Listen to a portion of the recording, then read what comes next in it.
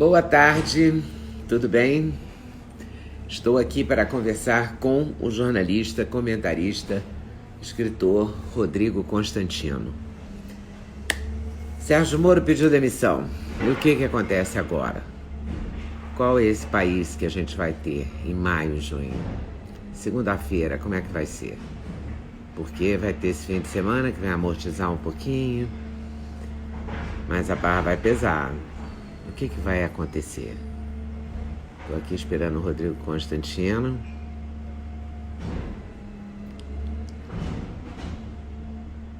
Cadê ele? Eu tenho que ficar muito atenta, senão eu perco. Moro fez um discurso muito forte. E tem um caminhão fazendo um barulhão aqui na minha porta. Mas eu não vou abrir mão disso não, porque o discurso do Moro é tão forte, o momento do país é tão delicado, que não vai ser um caminhão carregando ou descarregando, acabando de montando ou desmontando a feira, que vai me atrapalhar, né? A feira é no outro quarteirão, mas eles estacionam na minha porta para enlouquecer aqui. Muita gente falando que desembarcou do governo Bolsonaro. Acontece o seguinte, Duda, um recado vai ser explícito. O Constantino mandou uma mensagem para mim pelo Zap dizendo: cheguei. Aí eu não sei aonde que ele chegou, então eu entrei por isso, entendeu? Eu sei que faltam 2 minutos, mas ele disse que tinha chegado. Bem que a Márcia Fernandes falou. Bem que ela falou. Eu já falei com ela hoje. E, na verdade... Ó, o Rodrigo Constantino aqui, ó. Que vamos ter problemas. Vai ter problema pro... Alô, Rodrigo Constantino. Tudo bom, Leda? Tudo bem? Tudo na mais completa desordem, né? Tentando administrar o terremoto. Caramba, mas foi um terremoto mesmo, né? Foi brabo. Foi brabo. Acho que o presidente Bolsonaro cometeu provavelmente seu maior erro na vida, né, político. Acho que é realmente um racha dentro da base principal de apoio dele. Tinha muita gente que ainda cerrava fileira ali junto com o presidente, defendendo de forma bastante aguerrida, apanhando de tudo que é lado em rede social e tudo mais, porque exatamente tinha esse pilar de um ministério bastante técnico e da ética representada, simbolizada ali na figura do ministro Sérgio Moro, né? É o lavajatismo dentro do governo. Como é que fica agora, né? Essa é a questão. E será que o Paulo Guedes fica? Leda, eu não sei. Vai ser uma coisa meio dominó? Eu estou com receio disso. Obviamente, aumentou muito o poder de barganha do ministro Paulo Guedes. Ele estava se sentindo enfraquecido ali. Eu apurei com algumas fontes dentro do ministério. E é verdade que havia essa insatisfação por ter tido aquela reunião dos ministérios sobre o general Braga sem a presença do Paulo Guedes, para anunciar o Pró-Brasil, que seria um programa meio desenvolvimentista, o Estado investindo em infraestrutura, o que vai contra a crença liberal do ministro. E esse pessoal me disse que realmente havia sim, essa insatisfação e que existe a preocupação de abandonarem, por conta do coronavírus e tudo isso, a agenda liberal, né? Com isso, o ministro Paulo Guedes pode colocar a faca no pescoço do presidente e falar: vem cá, agora quer que eu anuncie a saída também? Eu anuncio. Ou volta para o liberalismo. Pode ser. Mas eu já conversei com algumas fontes e o clima, Leda, para ser sincero ali, é de terra devastada. A pessoa com quem conversei, por exemplo, está arrasada. Usou esses termos, né? Rodrigo, eu estou arrasado com o que aconteceu. Porque fica difícil você justificar a permanência, até porque as acusações que o ministro Moro fez ao presidente são muito graves, né? São de que houve uma tentativa de ingerência política na Polícia Federal. É essa a acusação, né? Então, isso não é uma brincadeira. Isso é uma coisa muito grave. Então, assim, Leda, o que eu estou percebendo nessa história toda já, e está gerando uma reação enorme nas redes e tudo, é que realmente existia ali uma divisão no país muito clara, e vai ficando cada vez mais clara, entre quem torce a favor do país e quem torce contra o Bolsonaro. Quem torce contra o Bolsonaro está em polvorosa, está soltando fogos de artifício. Nossa, aqui perto da minha casa, eu fiquei olhando o edifício, 3 rapazes em 3 apartamentos diferentes, com uma panela, mas rindo, muito sorridente, em grupos de zap que eu tenho de professoras mineiras, o pessoal da esquerda está numa euforia, como se Exato. tivesse ganho a eleição. E Entendeu? não só a esquerda, né? Vamos combinar que alguns liberais, entre aspas, também viraram Mas a esses esquerda está anti-Bolsonaro. convencida. A Sim, esquerda sim. está convencida que ganhou, né? Não, são capazes até de aceitar o Moro como herói agora, né? Nem que tenham que entregar o Moro para a polícia de novo. Mas esse Mas é o ponto. ele falou bem do governo Dilma e do governo Lula, Falou, não falou, é? Na medida em que falou. eles não fizeram nenhuma intervenção. Nesse Aí isso, aspecto, é. Olha, a verdade é a seguinte, não, porque eu estou dizendo isso porque é o seguinte, tem empresários, por exemplo, bolsonaristas, o próprio caso que eu entrevistei até ontem, o Luciano Heng, da Havan, e ele já está postando lá que o Moro é um quadro fantástico do país, agradece a todos os prestados. E aí tem jornalista militante do contra do que jornalista que está, né, todo mundo desembarcando. Não, são pessoas que estão torcendo pelo país. Você tinha um motivo de defesa do governo, enquanto justamente tem figuras como o Moro, como o Guedes. Claro que ninguém é perfeito, Leda. Claro que a gente sabe quem é o presidente Bolsonaro. Ele ficou 30 anos na Câmara, ele é um cara que parece ter uma boa intenção, ele é um cara que montou uma equipe boa, uma equipe técnica, veio com uma agenda vitoriosa, e tem lá as complicações dele. Né? Tem lá, como quase todo político. Né? Aliás, essa coisa da rachadinha e tudo mais, de novo, aquela história. Se isso é o motivo de cair mais uma vez aí a República, né? Para tudo para dar um famoso boot na máquina, porque quem que desses políticos todos não fazia algum tipo de esquema de voltar dinheiro de assessor para a campanha? Agora, é a realidade que se impõe, né? Então, assim, a divisão que eu acho mais clara hoje é isso. A voz do ministro Moro, embargada, ela demonstra a tristeza que todo brasileiro decente e patriota está sentindo hoje. Enquanto tem gente lá soltando fogos de artifício porque quer ver o pior para o Bolsonaro. Quer dizer, eles odeiam mais o presidente do que amam a pátria. É isso. É impressionante esse ódio, esse inconformismo com a vitória do Bolsonaro, né? Exato. E nos jornalistas isso é muito presente também. Muito. Eles perdem a noção da gravidade da situação, porque o que eu acho que vai acontecer, né, o que está acontecendo, é que está saindo um pilar importante. O Bolsonaro montou um ministério bacana, não interessa se você gosta dele ou não. Sim. O ministério era bom. Perdeu uma peça, um pilar mesmo, é importante a perda do Moro, a maneira como ele saiu, o que ele disse, tudo isso. Exato. É gravíssimo. É gravíssimo. Ficou Saci Pererê. Rodrigo? Eram dois grandes pilares, né? O Guedes e o Moro. Claro que tem muitos outros ministros muito bons ali, aliás. Claro, uma equipe. Tarcísio, Rogério Marinho, Tereza Cristina, o Marcos Pontes. Eu reputo. Marcos Pontes, é verdade. Eu gosto o Ricardo Salles, é atacado como a ala ideológica. Mas eu acho que é um cara trabalhador, sério, enfim. Mas é um quadro montado, técnico, sem divisão feudal com caciques partidários, e tudo isso merecia ser enaltecido. E a turma da picuinha fica querendo justamente caçar pelo em ovo. Agora, encontraram, não um pelo, mas encontraram ali um chumaço todo no ovo, tudo bem. Uma cabeleira. Uma cabeleira, uma peruca, porque perdeu uma perna. Perdeu uma perna, importante, é óbvio, é óbvio.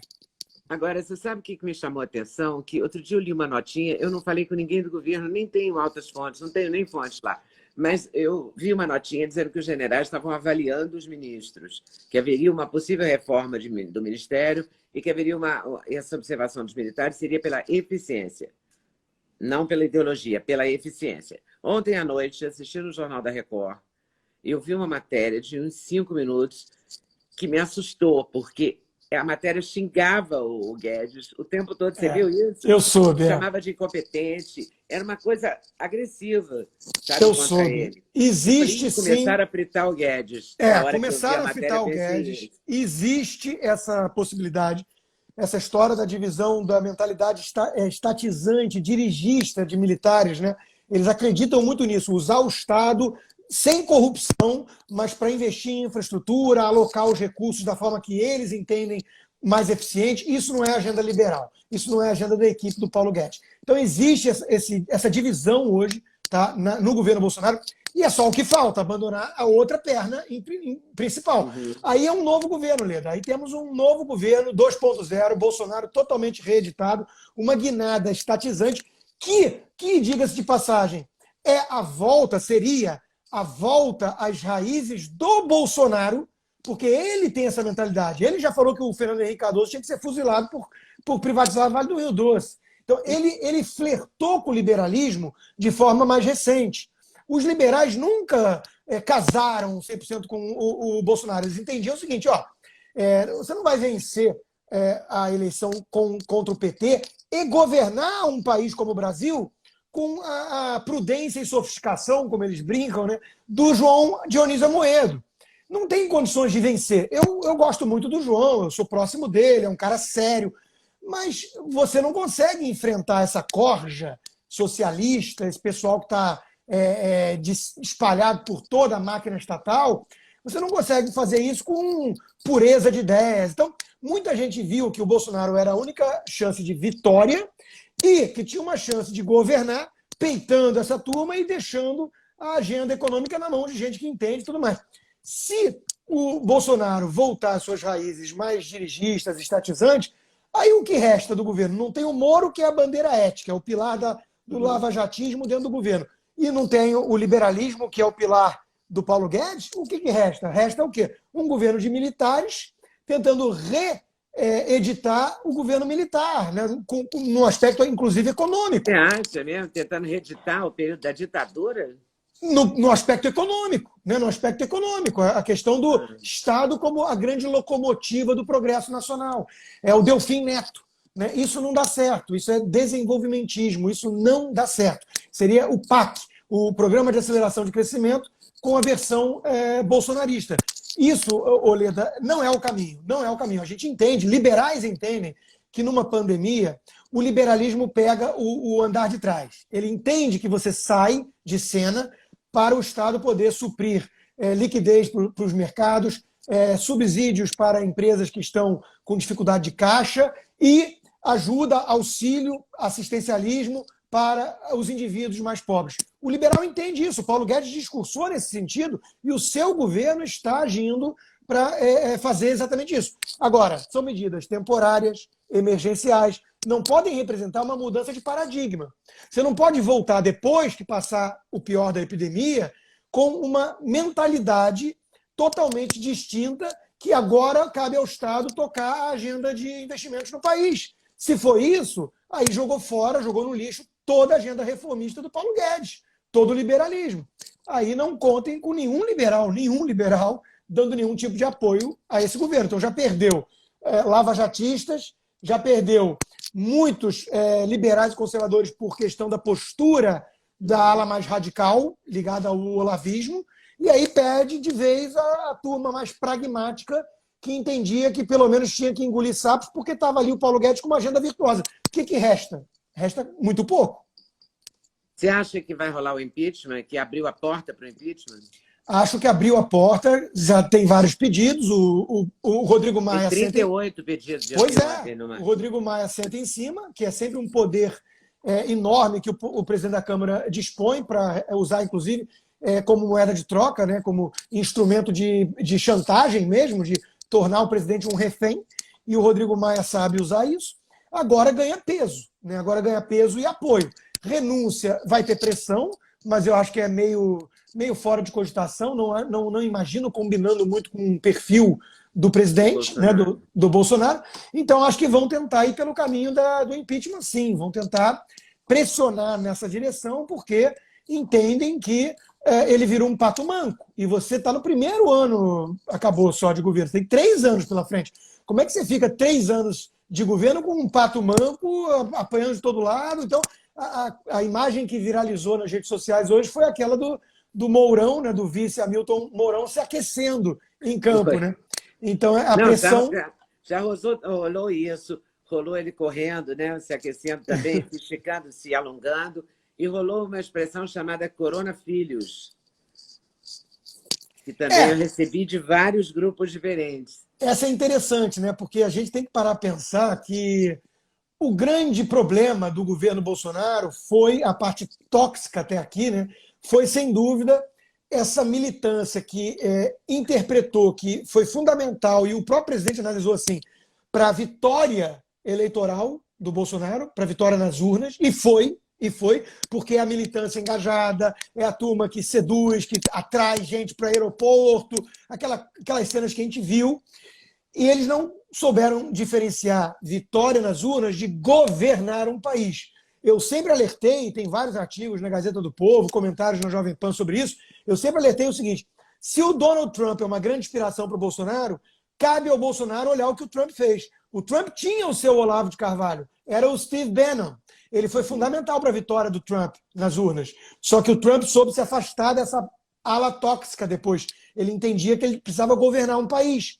E para governar um país, Leda, você precisa de diálogo, você precisa de algum tipo de ponte. Você não pode sair dinamitando todas as possibilidades de conversa e decretando todo mundo inimigo mortal da nação. Você não consegue governar assim.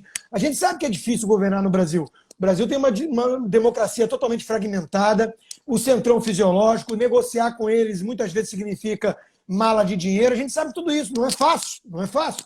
Mas o Bolsonaro optou por um caminho de ir implodindo pontes ao longo do percurso, e aí ele vai se isolando. E essa ala mais tóxica, que é mal ou bem influenciada ou coordenada pelos filhos, né, acharam que podiam manter esse maçarico ligado até 2022. Ora, é praticamente inviável. Então, eu acho sim que não foi a pandemia que colocou de joelhos o governo, apesar do presidente Bolsonaro ter, na minha opinião, reagido de forma muito equivocada, muito atabalhoada no início, né? Eu chamei atenção para isso, chamou de gripezinha, essas coisas todas que mostram talvez a falta de dimensão do problema. Eu acho que ele acertou em chamar atenção para o aspecto econômico, acho que ele acertou, mas acho que ele fez isso de uma maneira muito errada, né? E aí agora não foi a epidemia, não foi a pandemia, mas foi isso aí, né? Foi o Sérgio Moro sair atirando e os filhos, de fato, como responsáveis por essa militância que agora coloca o presidente mais isolado do que nunca. Porque quem vai apoiar o presidente? Cada vez só esses que acham que a fidelidade deve ser sempre a pessoa e não aos princípios, aos valores, a uma causa. Os liberais, conservadores sempre tentaram levar esse recado adiante. Você tem que se comprometer com princípios, com causas. Pessoas, seres humanos, ainda mais políticos, decepcionam, são falíveis, são imperfeitos. O complicado dessa história também é que o Moro fez um discurso muito forte, muito contundente. O que ele falou não dá para a gente relevar, entendeu? É muito sério, não é? E isso vai acontecer, porque ontem já teve uma reunião, já estamos indicando esse policial federal que foi mais ligado aos políticos do que à polícia, e o Moro citou isso, o Moro disse textualmente que estão escolhendo uma pessoa que vai mais ao Congresso do que à polícia. Né? Deve ser esse que foi indicado pelo libanês, parece, né? Isso, é uma acusação que se associou ao Bolsonaro ontem, né? Isso, é uma acusação muito grave, exatamente. É uma acusação gravíssima. O Moro é um crime de responsabilidade que ele está falando ali do presidente. Ele está dizendo que o presidente tentou realmente se meter na gestão da Polícia Federal, e ele revelou ao público uma conversa privada de ambos, né? Onde o presidente teria levado essa reclamação ao presidente, falando: presidente, isso é uma ingerência política na Polícia Federal. E o presidente teria confirmado: sim, é.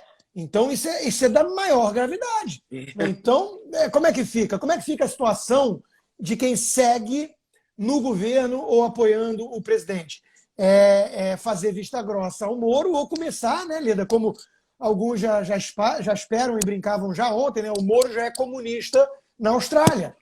Porque agora vai o quê? O tal gabinete, a militância, vai ter que começar o trabalho de máquina de moer reputações para colocar a pecha de que o Moro é um traidor, de que o Moro está com interesses políticos, de que o Moro se vendeu para o Centrão e para o Dória e sei lá o quê. Então, vai começar essa narrativa.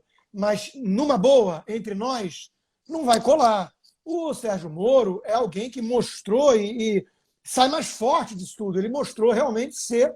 Eu não gosto de usar o termo incorruptível, porque o Robespierre usava isso na Revolução Francesa e deu no que deu. Eu digo que nenhum ser humano é incorruptível, porque todos nós temos nossas fraquezas e E se você pegar no ponto fraco ali, eu dou um exemplo simples, imagina, e o Moro assumiu risco pessoal, familiar, falou isso hoje, que um dos acordos que ele fez para ir para o governo e abandonar a magistratura era justamente proteger a família caso acontecesse Foi o alguma único coisa que com ele ele. fez. Ele disse que foi a Exato, única exigência dele. exato. Mas o Agora, PT está no Twitter, deputados do PT estão no Twitter, dizendo que ele tem que ser processado por isso. é uma Juro, eu palhaçada, li é uma isso no Twitter. palhaçada. Então o Moro se mostrou um gigante, ele se mostrou um herói nacional, porque ele mostrou ali decência, ele mostrou ali um compromisso com a ética ímpar, que é raro de se ver, são as virtudes que transformam, sim, Leda, e eu não tenho nenhum problema em falar isso, já falei em outras ocasiões, inclusive foi motivo de divergência minha na época no 3 em 1 com a Vera Magalhães, um herói nacional. O ministro Sérgio Moro se mostra um herói nacional, é uma referência moral, alguém corajoso, alguém que coloca os interesses nacionais à frente dos próprios interesses, que sacrifica os seus próprios interesses de curto prazo, colocando em risco a integridade física sua e da sua família em prol do país. Isso, para mim, é a definição de um herói nacional. Nós temos heróis, né? Aqueles que vão para a guerra em prol da nação, aqueles que enfrentam os bandidos mais perigosos para poder combater a impunidade. São heróis. São heróis. Um policial que ganha pouco e sobe morro e não se corrompe. São heróis. Então, a peça do Bertolt Brecht, que era um comunista, dizia: pobre da nação que precisa de heróis. E eu discordo, Leda. Pobre da nação que tem os heróis errados. Heróis errados, Macunaíma, Lula, talvez Bolsonaro, né? Então, vamos ter... Claro, não vamos depositar todas as fichas numa pessoa ou num político. É o processo, são as instituições. E o que o Moro fez hoje foi exatamente isso, fortalecer as instituições. Quando ele sai da forma que sai atirando, é para preservar a Polícia Federal. Isso é um ato de heroísmo. A Janaína Pascoal, a deputada Janaína Pascoal, escreveu no Instagram dela que não conhece o Moro, não é amiga, nunca sequer falou com ele pessoalmente, mas ela sempre esteve e estará com ele, e ela quer ver agora de que lado o PT vai ficar. Do lado do Moro ou do lado do Bolsonaro? Não, esse caso todo vai mostrar e vai expor, né, tudo que é oportunismo e hipocrisia à luz do dia. O que vai ter de gente saindo dos porões para poder tirar uma casquinha disso não está no gibi. E aí as pessoas esquecem as narrativas anteriores, né? Esquecem justamente as narrativas de que o Moro era um vendido, o Moro era o inimigo da pátria, agora o Moro vai ser o queridinho, porque detonou o Bolsonaro. E vice-versa. Até ontem o Moro era a prova de que o Bolsonaro era o máximo e o Moro fica, e todo mundo na imprensa está mentindo, e aí de repente o Moro sai e jogando sujeira no ventilador mesmo, e aí pronto. Jogou mesmo. Jogou. Não e aí, ele jogou pesado mesmo. Eu acho que essa é a hora, Leda, de mostrar independência de análise, que é o que você, como jornalista, sempre teve e que justifica essa sua carreira sólida. Agora é a hora da gente mostrar o seguinte: o nosso compromisso não é com um grupo, com uma tribo, com um indivíduo, ou com um político, ou com uma claque dessa. O compromisso tem que ser com a nação, com a verdade, a postura independente de análise. Quer dizer, você não pode cair nessa ladainha, que eu acho que é o que está fazendo muito mal para o Brasil, diga-se de passagem, de você ter que escolher um lado de uma tribo ou de um time de futebol, de Fla-Flu. Você é do time do Bolsonaro ou do time... Não, sei o quê. Não, você tem que escolher um time, tem que ser um time Brasil. É o time do país. Você quer que o Brasil melhore, o Brasil precisa avançar, progredir, fortalecer instituições, combater corrupção, combater impunidade, combater miséria. Então, essa é a agenda. Essa é a agenda. O governo Bolsonaro fez coisas muito meritórias, relevantes nessa seara até aqui. Fez. Aliás, a pasta do Moro fez, e ele hoje elencou algumas dessas conquistas, contando com a autonomia que foi delegada pelo presidente, até esbarrar nessa questão da polícia. O ministro Paulo Guedes, idem. A agenda econômica ganhou bastante autonomia, ele tem tocado...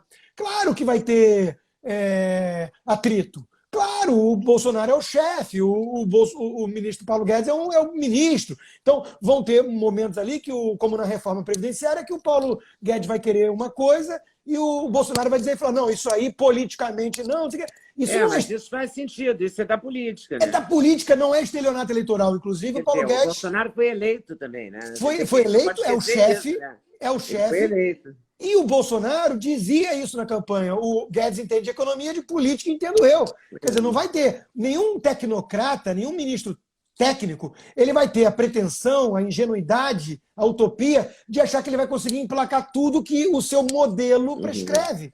Não é assim a realidade política. Então, até aí é normal. Agora, quando esbarra numa questão ética, quando esbarra numa questão de tentativa de ingerência na área da polícia, aí mudou de figura. Mudou de figura. É diferente de você virar e falar: esse imposto aí que o Sintra defende, eu acho que politicamente é suicídio. Não, tô fora, Guedes. Tira o Marcos Sintra. Pô, não deu. O Paulo Guedes tem que sair por isso. Não, não tem que sair. Você engole alguns sapos, você recua um passo para tentar avançar dois. É da vida.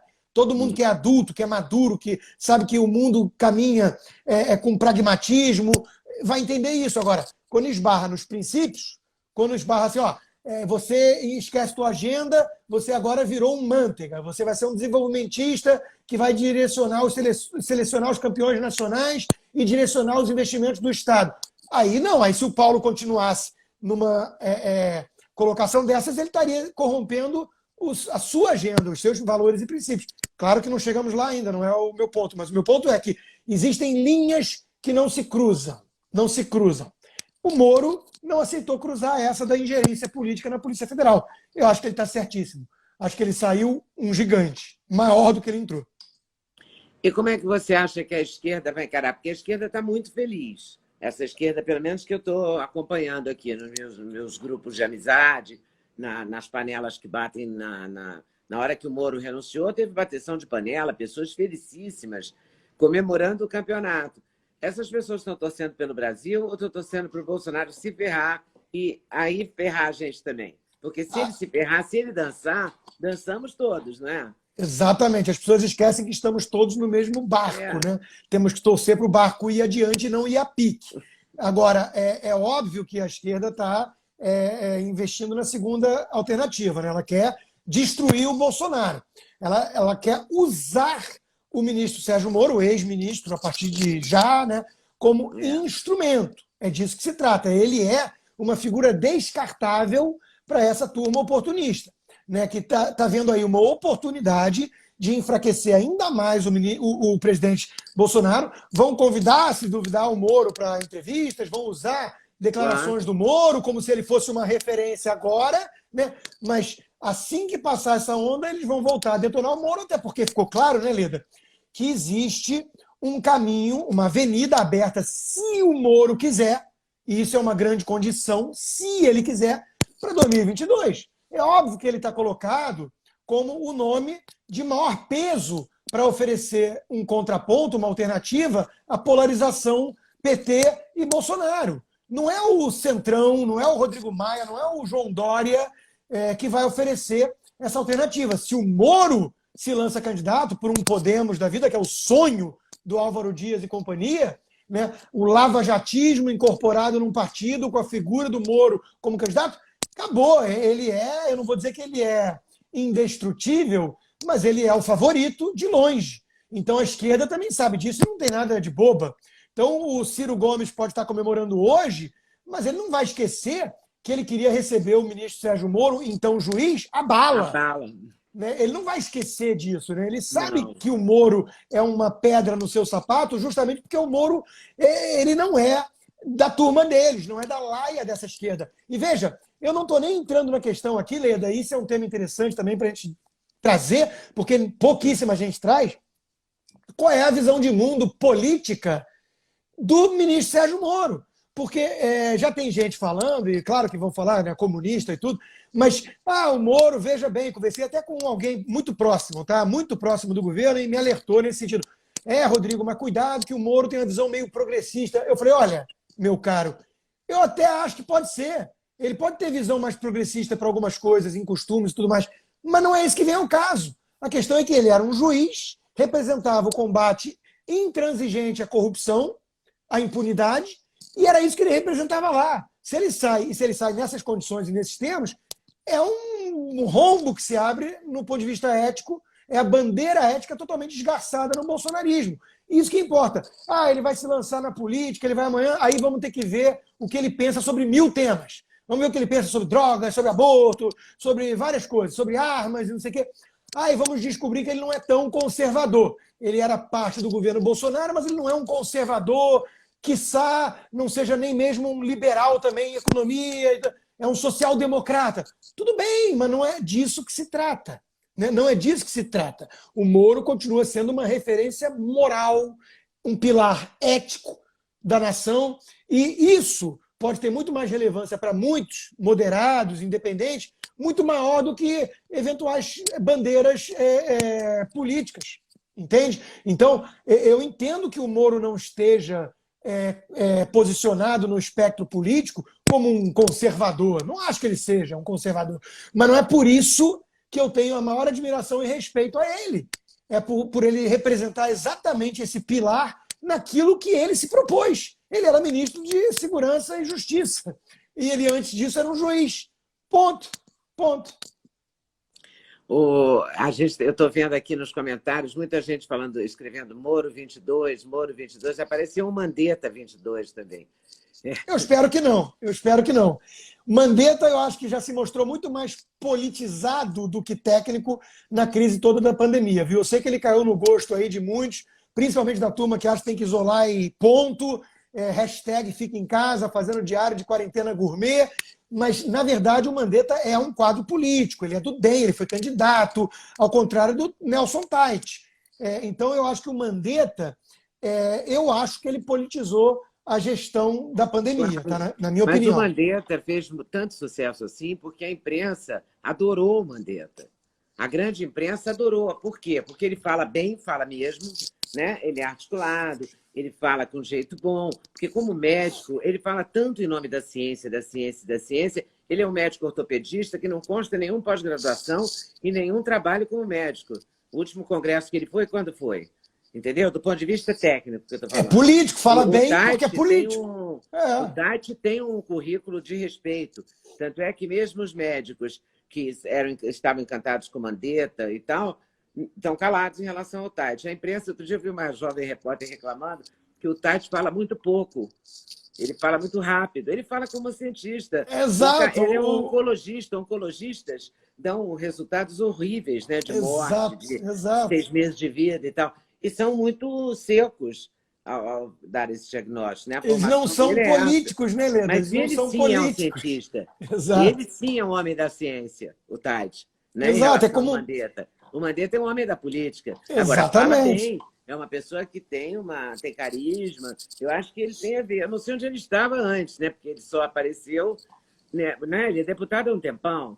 Exato. Ele é diretor da Unimed. Os cargos dele ligados à medicina, secretário de saúde, diretor da Unimed, não tem nenhuma vinculação com congressos, com pós-graduações, com doutorados, não é? Exatamente. Ele é um político. E você lembrou bem, na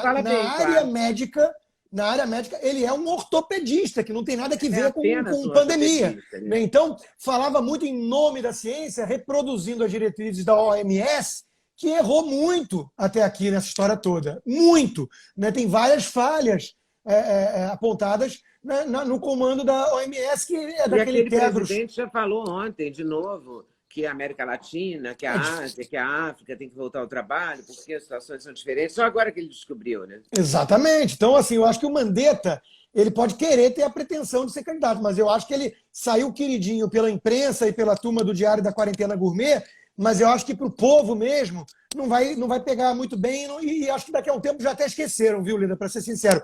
O Moro não. O Moro ninguém esquece até 2022. Então, cabe a ele desejar ou não isso, né? Eu não sei, veja, eu até torço que ele deseje, viu, Lida, mas se eu fosse ele, eu não desejaria. Tem muita gente que fala, Rodrigo, por que você não vai para a política? Quando é que você vai se candidatar a alguma coisa? A minha resposta é sempre a mesma, nunca. E você não é meu amigo por desejar isso, né? Eu não tenho estômago. Ainda bem que tem gente boa que tem, mas eu não desejo isso para os meus amigos. Engraçado, mas se você pensar no que o Moro aturou na Câmara dos Deputados, naquelas comissões, eu ficava pensando que eu queria saber o chá que ele tomava, porque é um chá de um poder incrível. Porque não, PhD em budismo. Nunca. Então, eu acho que ele PhD tem em Zen estômago para a budismo. política. Ele é Eu PhD acho que em ele Zen aguenta. político, budismo. Ele Ele, aguenta. ele sentava na frente dos bandidos mais cara de pau cínicos do Brasil e ficava impávido, escutando as lorotas de Lula e companhia. Né? Então ele é frio. E não reagia, né? Exato. Exato. Hoje, eu acho que foi a primeira vez que eu vi o Moro demonstrar um sentimento. Né? Exato. Ele foi no Roda Viva, bateram, ele ficou impávido. Todas as entrevistas ele fica impávido, mas hoje ele suava aqui no buço e suava aqui. Ó. Leda, não é para menos. Nervosismo muito não evidente. É para menos. Ele abandonou 22 anos de magistratura, ele apostou nesse governo, ele confiou na carta branca que ele teria do presidente, ele vinha fazendo um bom trabalho, dedicado, e ele se sente, obviamente, traído. Então, assim, não é para menos a sensação de desgosto que ele teve no dia de hoje e de tristeza. E de tristeza que eu acho que todo patriota, todo brasileiro de bem, decente, deve estar sentindo hoje, porque é uma oportunidade perdida. Essa é a sensação, Leda. É uma grande oportunidade perdida. Como é que um governo que tem Moro perde Moro? Como que acontece uma coisa dessas? É um dia muito triste, na verdade. É um dia muito triste. É um dia muito triste. O Ciro Gomes colocou no Twitter dele que nessa confrontação chocante entre Moro e Bolsonaro, o país ganha muito com a briga em si. Só hoje já tivemos notícia de uma lista e artigos do Código Penal, além de crime de responsabilidade, prevaricação, falsidade ideológica, tráfico de influência. É isso. É brabo. É isso. Ledinha, olha, agora, eu vou ter será que a esquerda lembra que o vice é um general? Não, pois é isso. Não, o Mourão hoje é adorado pela imprensa também, pelo Centrão, pelos radicais de centro. Se o Mourão virar presidente amanhã, ele vai ser detonado por essa turma toda, porque a gente sabe também que é só um instrumento para bater no Bolsonaro. Leda, eu vou ter que pedir 1000 desculpas, agradeço muito. Os patrões aqui chamam a Jovem Pan me convocando para entrar ao vivo. Eu vou te acompanhar, então. Mas eu agradeço muito a oportunidade, sou muito admirador do seu trabalho. Eu também. E é sempre um prazer e uma honra participar. E fico muito grata de você ter aceito esse convite Maravilha, cima do lance, sempre. em cima do fato. Sempre que possível, Valeu. Leda. Tá bom. Grande abraço. Obrigada, Rodrigo. Valeu a todos. Valeu, obrigada. Até mais. Deus nos proteja. Sim.